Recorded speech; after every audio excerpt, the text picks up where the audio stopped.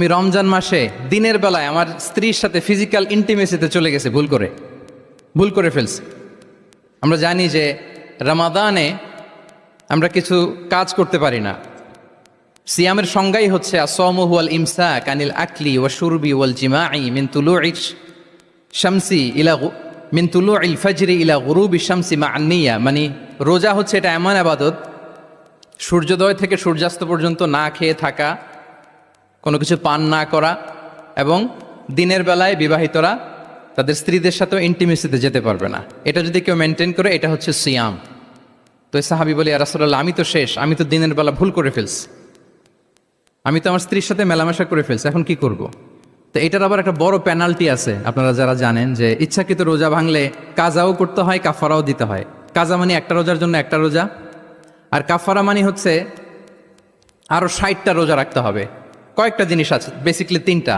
তো রাসূল সাল্লাল্লাহু আলাইহি ওয়াসাল্লাম তাকে বললো যে তোমার তো পেনাল্টি হয়েছে, তুমি তো বড় ভুল করে ফেলছো, তো তোমার কাছে কি এরকম কোনো দাস আছে যেটাকে তুমি আজাদ করে দিতে পারবা, মুক্ত করে দিতে পারবা, তাহলে পেনাল্টি আদায় হয়ে গেল। সে বলে, ইয়া রাসূলুল্লাহ, না, আমার তো এত সক্ষমতা নাই, আমার কাছে তো কোনো দাস নাই। আচ্ছা, দাস নাই। তো রাসূল সাল্লাল্লাহু আলাইহি ওয়াসাল্লাম বললেন, তাইলে তুমি টানা 2 মাস রোজা রাখতে হবে, তাইলেও পেনাল্টি হয়ে যাবে, আদায় হয়ে যাবে, পারবা? সে বলে, ইয়া রাসূলুল্লাহ, 2 মাস রোজা রাখা তো এটা কঠিন হয়ে যায়, ইটস নট এ জোক। টানা 60 দিন কি করে রোজা রাখে? তো রাসূল সাল্লাল্লাহু আলাইহি ওয়াসাল্লাম বললেন, এটাও পারবো না, তাহলে 60 জন মিসকিনকে খাবার খাইয়ে দিতে হবে এজ এ পেনাল্টি। এটা বড় অন্যায় করে ফেলছো, 60 জন মিসকিনকে খাবার খাওয়াবে, এটা পারবা? সে বলে, ইয়া রাসূলুল্লাহ, এটাও পারবো না। তাহলে কয়টা অপশন দিয়েছিলেন রাসূল সাল্লাল্লাহু আলাইহি ওয়াসাল্লাম? আওয়াজ করে বলেন তো কয়টা?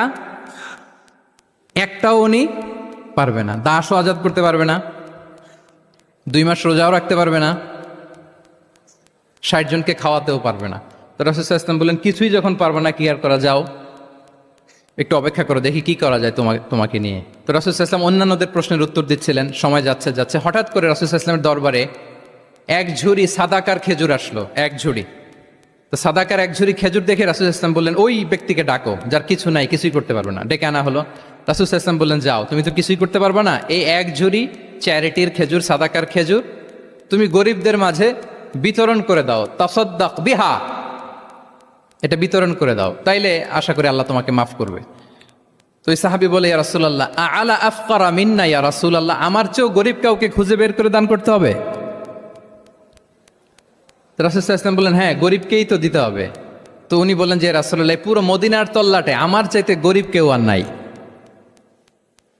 আমি সবচাইতে গরিব। ফাদাহিকা রাসূলুল্লাহ হাত্তা বাদাত আনিয়াব